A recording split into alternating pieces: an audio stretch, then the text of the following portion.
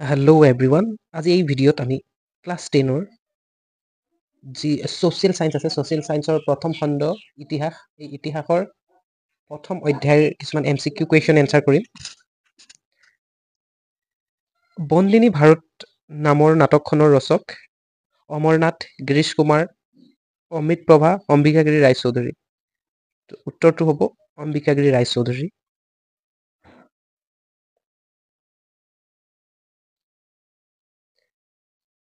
1905 খ্ৰীষ্টাব্দৰ কোন তাৰিখে বংগ বিভাজন হৈছিল?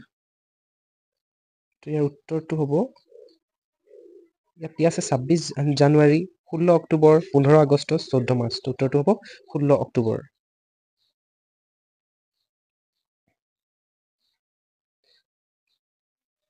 ইয়াত দিয়া আছে পূৰ্ববংগ আৰু অসম নামৰ প্ৰদেশখনৰ ৰাজধানী স্থাপন কৰা হৈছিল, কোন ঠাইত স্থাপন কৰা হৈছিল? 1 নম্বৰ দিয়া আছে শ্বিলঙত, পাকিস্তানত, বংগদেশত, ঢাকাত। উত্তৰটো হ'ব ঢাকাত। কোনজন ভাইচৰয়ৰ শাসনকালত বংগ বিভাজন হৈছিল? Lord Minto, Lord Nathaniel Curzon, Lord Hamilton, Lord Ripon. উত্তৰটো হ'ব লৰ্ড নেথানিয়েল কাৰ্জন।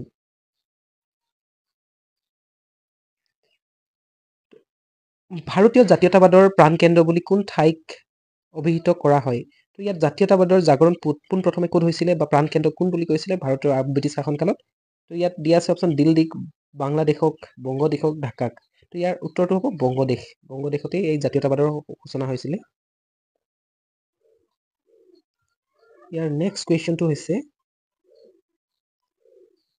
যুগান্তৰ নামৰ সংবাদ পত্ৰখন সম্পাদনা কৰিছিল। তো এই যুগান্তৰ নামৰ যি সংবাদ পত্ৰখন আছিলে সেইখনৰ সম্পাদনা কোনে কৰিছিল?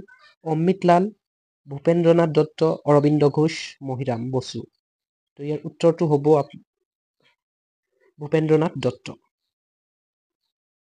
নেক্সট কুৱেশ্যন আছে, বংগদেশৰ একত্ৰীকৰণ হৈছিল 1910 খ্ৰীষ্টাব্দৰ 22 ডিচেম্বৰত, 1911 খ্ৰীষ্টাব্দৰ 18 ডিচেম্বৰত, 1912 খ্ৰীষ্টাব্দৰ 2 ডিচেম্বৰত, 1913 খ্ৰীষ্টাব্দৰ 22 ডিচেম্বৰত। তো উত্তৰটো হ'ব 1911 খ্ৰীষ্টাব্দৰ 12 ডিচেম্বৰত। বংগদেশত জাতীয় শিক্ষা পৰিষদ গঠন হৈছিল। বংগদেশত জাতীয় শিক্ষা পৰিষদ গঠন হৈছিল 1902 চনৰ 5 আগষ্ট, 1903 চনৰ 26 আগষ্ট, 1904 চনৰ 15 আগষ্ট আৰু 1906 চনৰ 19 মাৰ্চত। তো উত্তৰটো হ'ব 1906 চনৰ 11 মাৰ্চত। বেংগল কেমিকেলছ নামৰ উদ্যোগটোৰ প্ৰধান উদ্যোক্তা হ'ল, যোনটো বেংগল কেমিকেল নামৰ, আচাৰ্য প্ৰফুল্ল ৰায়, অমৃতলাল বসু, গিৰীশ ঘোষ, চিৰুত প্ৰসাদ। তো আচাৰ্য প্ৰফুল্ল ৰায় হয় ইয়াৰ উত্তৰটো। বংগলক্ষী কটন মিল নামৰ উদ্যোগটোৰ প্ৰধান উদ্যোক্তা হ'ল অম্বিকাগিৰি ৰায়চৌধুৰী, নীলৰতন চৰকাৰ, ভূপেন্দ্ৰনাথ, লৰ্ড মিণ্টো। তো বংগলক্ষী যি কটন মিল আছিলে তাৰ প্ৰধান উদ্যোক্তা কোন হ'ল? প্ৰধান উদ্যোক্তা হ'ব নীলৰতন চৰকাৰ। নীলৰতন চৰকাৰ হয়। অসম নামৰ প্ৰদেশখন গঠন হৈছিল 1874 খ্ৰীষ্টাব্দৰ 7 ফেব্ৰুৱাৰীত, 1884 খ্ৰীষ্টাব্দৰ 7 ফেব্ৰুৱাৰীত, 1885 খ্ৰীষ্টাব্দৰ 7 ফেব্ৰুৱাৰীত, 1887 খ্ৰীষ্টাব্দৰ 7 ফেব্ৰুৱাৰীত। তো ইয়াৰ উত্তৰটো হ'ব 1874 খ্ৰীষ্টাব্দৰ 7 ফেব্ৰুৱাৰীত। ঢাকাক ৰাজধানী হিচাপে লৈ প্ৰস্তাৱিত পূব বংগ আৰু অসম নামৰ প্ৰদেশখনৰ জনসংখ্যা হ'ল, তাত জনসংখ্যা কিমান হৈছিলে যেতিয়া পূব বংগ আৰু অসম নামৰ যি নতুন প্ৰদেশখন দিছিলে তাৰ জনসংখ্যা 5,10,00,000, 4,10,00,000, 3,10,00,000, 6,10,00,000। তো উত্তৰটো কোনটো হ'ব? 3,10,00,000। বন্দে মাতৰম সংবাদ পত্ৰৰ সম্পাদক কোন আছিলে? ঋষি অৰবিন্দ ঘোষ। ইয়াৰ উত্তৰটো হ'ব ঋষি অৰবিন্দ ঘোষ। কাৰ নেতৃত্বত ছাত্ৰ সংসদ গঠন হৈছিল? ৰবীন্দ্ৰনাথ ঠাকুৰ, অমৃতলাল বসু, অমৰেন্দ্ৰনাথ, সুৰেন্দ্ৰনাথ বন্দ্যোপাধ্যায়। ছাত্ৰ সংসদ গঠন হৈছিলে সুৰেন্দ্ৰনাথ বন্দ্যোপাধ্যায়ৰ নেতৃত্বত। স্বদেশী আন্দোলনৰ সময়ত ৰচিত প্ৰমথ নাথ ৰায় চৌধুৰীৰ গ্ৰন্থখন হ'ল, প্ৰমথ নাথ ৰায় চৌধুৰীৰ যি গ্ৰন্থ যি স্বদেশী আন্দোলনৰ সময়ত হৈছিলে সেইটো হয় জয় সংগীত, জাপানী বিচ, কেশৰী, যুগান্তৰ উত্তৰটো জয় সংগীত হয়।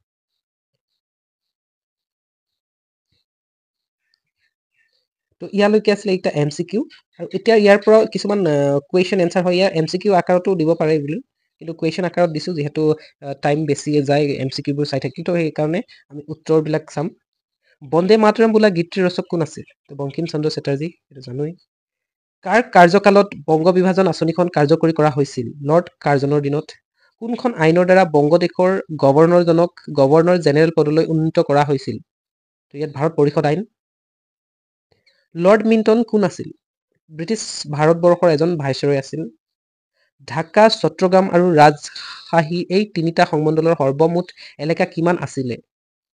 ইয়াত 1,06,540 বৰ্গ মাইল আছিলে। বাল গংগাধৰ তিলকে সম্পাদন কৰা বাতৰি কাকতখনৰ নাম কি আছিলে? কেশৰী আছিলে। বংগ জাতীয় বিদ্যালয় নামৰ জাতীয় শিক্ষানুষ্ঠানটো কোনে প্ৰতিষ্ঠা কৰিছিল? ৰবীন্দ্ৰনাথ টেগোৰ। 1905 চনৰ 6 আগষ্টত এই বংগ জাতীয় বিদ্যালয় নামৰ শিক্ষানুষ্ঠানটো স্থাপন কৰিছিল। মুছলিম লীগৰ প্ৰথম অধিৱেশন ক'ত বহিছিল? লাহোৰত বহিছিল। জাতীয় শিক্ষা পৰিষদ কোনে আৰু কেতিয়া গঠন কৰিছিল? ৰাজবিহাৰী বসুৰ চেষ্টাত 1906 চনৰ 11 মাৰ্চ তাৰিখে এক জাতীয় শিক্ষা পৰিষদ গঠন হৈছিল। স্বৰাজ আমাৰ জন্মছত্ৰ আৰু ই আমাৰ কাম্য, এই কথাষাৰ কোনে কৈছিল? ইয়াৰ বাল গংগাধৰ তিলকে কৈছিলে, লোকমান্য বাল গংগাধৰ তিলক। বংগ বিভাজনৰ পিছত সৃষ্টি হোৱা নতুন ৰাজ্য দুখনৰ নাম কি আছিল? অসম আৰু বংগ প্ৰদেশ আছিলে। অসম নামৰ প্ৰদেশখনৰ কেতিয়া গঠন হৈছিল? ওপৰত MCQ চাই আহিছিলে যে 1874 চনৰ 7 ফেব্ৰুৱাৰীত। ব্ৰিটিছ চৰকাৰে প্ৰদান কৰা নাইটহুড উপাধি কোনজন ভাৰতীয় নেতাই ঘূৰাই দিছিল? এইটো গোপাল কৃষ্ণ গোখলে।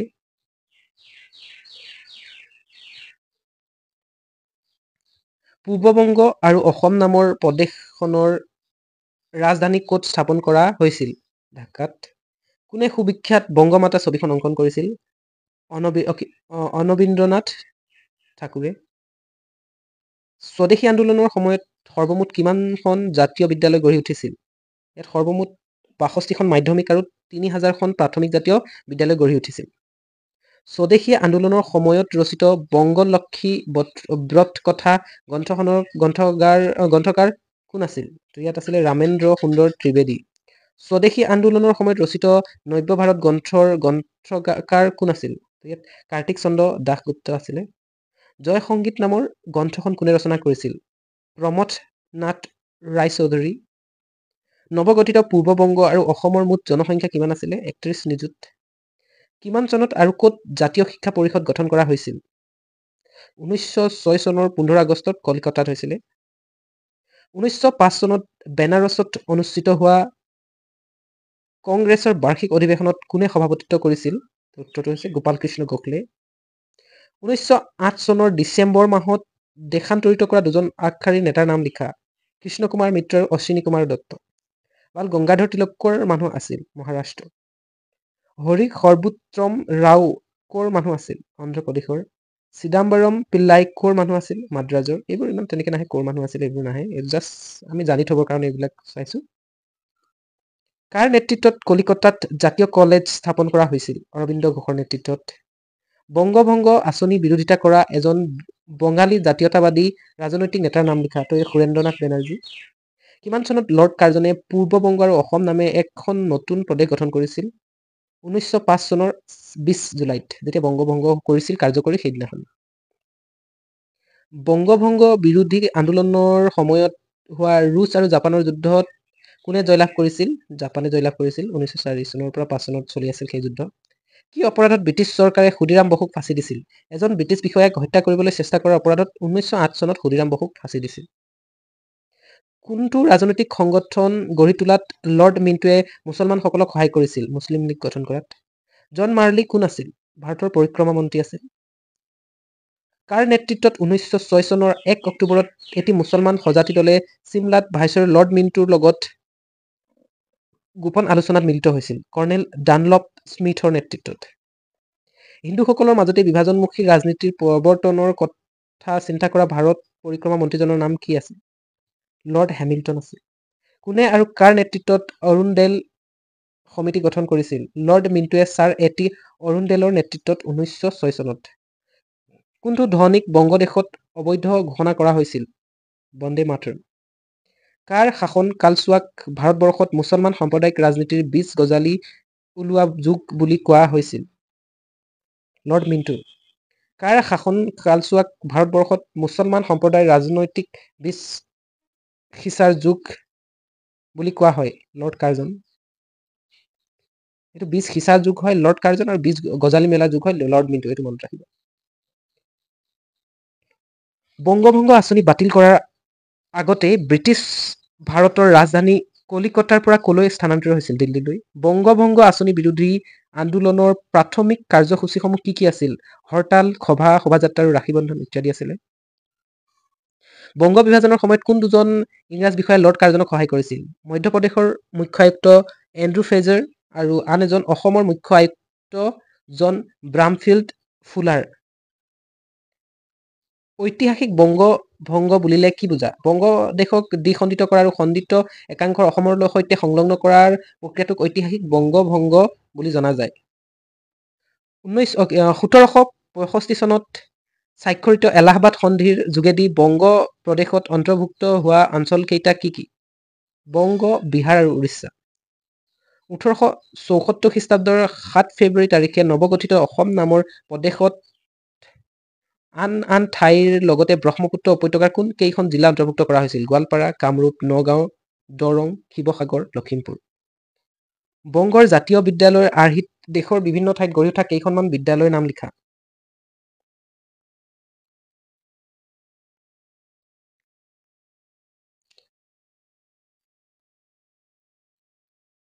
ইয়াত হ'ল উত্তৰটো জাতীয় বিদ্যালয়ৰ আৰ্হিত পাটনাত বিহাৰ বিদ্যাপীঠ, মহাৰাষ্ট্ৰত সমৰ্থ বিদ্যালয়, গুজৰাটত গুজৰাট বিদ্যালয়। স্বদেশী আন্দোলনৰ প্ৰধান অংগ কেইটা কি কি? স্বদেশী, বয়কট আৰু জাতীয় শিক্ষা। এইকেইটা আছিল প্ৰধান অংগ। স্বদেশী আন্দোলনৰ সময়ত অবৈধভাৱে ঘোষিত কৰা কেইখনমান বাতৰি কাকতৰ নাম লিখা। যুগান্তৰ, বন্দে মাতৰম, সন্ধ্যা। স্বদেশী আন্দোলনৰ প্ৰধান অংগ কেইটা কি কি আছিল? স্বদেশী আন্দোলনৰ প্ৰধান অংগ আছিল স্বদেশী, বয়কট আৰু জাতীয় শিক্ষা। এইটো আগতে পঢ়িছো। বংগলক্ষ্মী কটন মিল মানে কি? স্বদেশী আন্দোলনৰ সময়ত ভাৰতীয় উদ্যোগপতিসকলে কলিকতাত গঢ়ি তোলা এটি উদ্যোগ প্ৰতিষ্ঠানৰ নাম হৈছে ব্ৰহ্মলক্ষ্মী কটন মিল। কোন চনত আৰু কাৰ কাৰ মাজত এলাহাবাদৰ সন্ধি স্বাক্ষৰ হৈছিল? 1765 চনত মোগল সম্ৰাট শ্বাহ আলম আৰু ৰবাৰ্ট ক্লাইভৰ মাজত হৈছে। 1905 চনৰ বংগ বিভাজনৰ ক্ষেত্ৰত কোন দুজন ইংৰাজ বিষয়াই লৰ্ড কাৰ্জনক সহায় কৰিছিল? মধ্যপ্ৰদেশৰ আয়ুক্ত, এইটো চাইছো আগতো, এইটো একেই কুৱেশ্যন আকৌ ৰিপিট হৈছে, লৰ্ড এণ্ড্ৰু ফ্ৰেজাৰ আৰু আছিলে এজন ব্ৰামিন ফুলাৰ। ফ্ৰেজাৰ আৰু ফুলাৰ বুলি ক'লে হৈ গ'ল, মনত নাথাকিলে।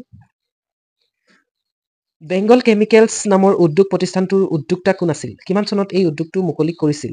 আচাৰ্য প্ৰফুল্ল চন্দ্ৰ ৰয় আছিলে বেংগল কেমিকেল, আৰু এইটো 1906 চনৰ 25 জুলাইত মুকলি হৈছিল। কিমান চনত আৰু কাৰ পৌৰহিত্যত অনুষ্ঠিত জাতীয় কংগ্ৰেছৰ অধিৱেশনত ভাৰতীয়ৰ বাবে স্বৰাজ বিচাৰি প্ৰস্তাৱ গ্ৰহণ কৰিছিল? 1906 চনত কলিকতাত ভাৰতীয় জাতীয় কংগ্ৰেছৰ অধিৱেশনত দাদাভাই নৰোজীৰ পৌৰোহিত্যত স্বৰাজ বিচাৰি প্ৰস্তাৱ গ্ৰহণ কৰিছিল। কোম্পানীৰ শাসনকালত কেতিয়া আৰু ক'ত দুৰ্ভিক্ষ হৈছিল? 1866 খ্ৰীষ্টাব্দত উৰিষ্যাত লৰ্ড ক্লাইভৰ শাসনকালত। বাল গংগাধৰ তিলক কোন আছিল? বাল গংগাধৰ তিলক এজন স্বাধীন যুঁজাৰু আছিল। স্বৰাজ মোৰ জন্মস্বত্ব, এই বাণীটো তেওঁ উদ্ভাৱন কৰিছিল। লালা ৰাজপথ, এইটো ৰাজপথ নহয় লাজপত হয়। লালা লাজপত ৰয় কোন আছিল? লালা লাজপত ৰয় এজন স্বাধীনতা যুঁজাৰু আছিল আৰু তেওঁ পঞ্জাৱ কেশৰী নামে বিখ্যাত। সুভাষ চন্দ্ৰ বসু কোন আছিল? সুভাষ চন্দ্ৰ বসু এজন জাতীয়তাবাদী নেতা আছিল। তেওঁ দুবাৰকৈ ভাৰতীয় জাতীয় কংগ্ৰেছৰ সভাপতি হৈছিল। কি কি পত্ৰিকাৰ যোগেদি ৰবীন্দ্ৰ কুমাৰ ঘোষে যুৱ শক্তিত বিদেশী শাসকৰ বিৰুদ্ধে সংগ্ৰামৰ পথ ল'বলৈ আহ্বান জনাইছিল? ভৱানী মন্দিৰ নামৰ পুস্তিকা আৰু মুক্তি কোন পথে নামৰ পত্ৰিকা দুখনৰ জৰিয়তে। কোন গৰাকী শ্বহীদৰ ফাঁচীৰ দিনটোত বংগদেশৰ প্ৰতিটো পৰিয়ালে উপবাসে কটাইছিল? প্ৰফুল্ল চাকিৰ ফাঁচীৰ দিনটোত। বংগীয় কলা সংসদ নামৰ জাতীয় অনুষ্ঠানটো কেতিয়া আৰু কাৰ প্ৰচেষ্টাত গঢ়ি উঠিছিল? 1907 চনত ৰবীন্দ্ৰনাথ ঠাকুৰৰ প্ৰচেষ্টাত। কেতিয়া আৰু কোনে বংগ জাতীয় বিদ্যালয় নামৰ জাতীয় শিক্ষানুষ্ঠানটো প্ৰতিষ্ঠা কৰিছিল? 1907 চনৰ 6 আগষ্টৰ তাৰিখে কলিকতাৰ এখন জনসভাত ৰবীন্দ্ৰনাথ ঠাকুৰে এই শিক্ষানুষ্ঠানটো প্ৰতিষ্ঠা কৰিছিল। কোনে আৰু কেতিয়া জাতীয় শিক্ষা পৰিষদ নামৰ অনুষ্ঠানটো গঠন কৰিছিল? ৰাসবিহাৰী বসুৰ অধ্যক্ষতাত কলিকতাৰ টাউন হলত 1906 চনৰ 11 মাৰ্চ তাৰিখে। বংগ জাতীয় মহাবিদ্যালয়খন কেতিয়া স্থাপন হৈছিল আৰু ইয়াৰ প্ৰথম গৰাকী অধ্যক্ষ কোন আছিল? 1906 চনৰ 15 তাৰিখে স্থাপন হৈছিল। ইয়াৰ প্ৰথমজন অধ্যক্ষ আছিল অৰবিন্দ ঘোষ। স্বদেশী আন্দোলনৰ সময়ত দুখন সংবাদপত্ৰ আৰু তাৰ সম্পাদকৰ নাম লিখা। বেংগলী সুৰেন্দ্ৰনাথ বংগোপাধ্যায় আৰু যুগান্তৰ ভূপেন্দ্ৰনাথ দত্ত। স্বৰাজ আমাৰ জন্মস্বত্ৰ আৰু ই আমাৰ কাম্য উক্ত কথাফাকি কোনে প্ৰকাশ কৰিছিল? আগতে চাইছো, বাল গংগাধৰ তিলকে, য'ত তেওঁ কেশৰী নামৰ পত্ৰিকাত প্ৰকাশ কৰিছিল। কোন দুজন নেতাই লণ্ডনত উপস্থিত হৈ বংগভংগ আঁচনি পৰিত্যাগ কৰিবলৈ চৰকাৰক আবেদন কৰিছিল? লালা লাজপত ৰায় আৰু গোপাল কৃষ্ণ গোখলে। কোনগৰাকী ভাইচৰয়ে মোগল বাদশ্বাহৰ পৰম্পৰাৰে হাতীত উঠি দিল্লীৰ ৰাজধানীত প্ৰৱেশ কৰিছিল? 1912 খ্ৰীষ্টাব্দৰ 23 ডিচেম্বৰ তাৰিখে ভাইচৰয় লৰ্ড হাৰ্ডিঞ্জে গংগাধৰ তিলকৰ দুখন কিতাপৰ নাম লিখা। গীতা ভাষ্যৰ অৰিয়ন। স্বদেশী আন্দোলনৰ যিকোনো তিনিজন নেতাৰ নাম লিখা। সুৰেন্দ্ৰনাথ বেনাৰ্জী, বিপিন চন্দ্ৰ পাল, অৰবিন্দ ঘোষ। স্বদেশী আন্দোলনৰ সময়ত দুখন বাতৰি কাকতৰ নাম লিখা। যুগান্তৰ আৰু কেশৰী। স্বদেশী আন্দোলনৰ কেইগৰাকীমান মহিলা আন্দোলনকাৰীৰ নাম লিখা। মহিলা আন্দোলনকাৰীৰ নাম: হেমপ্ৰভাত মজুমদাৰ, গাংগুলী আৰু বাসন্তী দেৱী। বংগ বিভাজনৰ পিছত সৃষ্টি হোৱা নতুন ৰাজ্য দুখন কি কি? পূৰ্ব বংগ আৰু অসম, আৰু এটা আছে বংগ প্ৰদেশ। লাল বাল পালৰ সম্পূৰ্ণ নাম কি? লালা লাজপত ৰায়, বাল গংগাধৰ তিলক আৰু বিপিন চন্দ্ৰ পাল। দুজন পাৰ্চী সমাজসেৱকৰ নাম লিখা। দাদাভাই নৌৰোজী আৰু নৌৰোজী ফুৰ দনজী। বংগভংগৰ দ্বাৰা ঘোষিত পূব বংগ আৰু অসমৰ কি কি ঠাইত অন্তৰ্ভুক্ত আছিল? অসম, ঢাকা, ৰাজশ্বাহী, চট্টগ্ৰাম, মালদহ, ত্ৰিপুৰা। 1905 খ্ৰীষ্টাব্দৰ স্বদেশী আন্দোলনৰ প্ৰধান শ্লোগানসমূহ কি কি? বিলাতী বস্তু বৰ্জন, স্বদেশী বস্তু ব্যৱহাৰ, স্বদেশী হবলৈ আহ্বান জনোৱা। বন্দে মাতৰম নামৰ গীতটি সন্নিৱিষ্ট উপন্যাসখনৰ নাম কি? ইয়াৰ ৰচক কোন? আনন্দমঠ বংকিম চন্দ্ৰ চট্টোপাধ্যায়। কোন দুজন ভাৰতীয় নেতাই লণ্ডনত ইষ্ট ইণ্ডিয়া এছচিয়েশ্যন নামৰ এটা অনুষ্ঠান গঠন কৰিছিল? উমেশ চন্দ্ৰ বেনাৰ্জী আৰু দাদা ভাই নৌৰোজী। বংগ বিভাজনৰ চৰকাৰী কাৰণ কি আছিল? বংগদেশত বৃহৎ হোৱাৰ কাৰণে ব্ৰিটিছ চৰকাৰে শাসন কৰাটো অসম্ভৱ হৈ পৰিছিল। সেইকাৰণে ব্ৰিটিছ চৰকাৰে বংগদেশক দুভাগত ভাগ কৰিছিল। বংগভংগ আন্দোলনৰ প্ৰাথমিক কাৰ্যসূচীসমূহ আছিল হৰতাল, সভা, শোভাযাত্ৰা, ৰাখী বন্ধন ইত্যাদি। এইবোৰেই আমি আজিৰ কাৰণে আলোচনা কৰিলোঁ। আৰু যদি কিছুমান ইম্পৰ্টেণ্ট বিচাৰি পাওঁ MCQ কুৱেশ্যন দিবলৈ যত্ন কৰিম।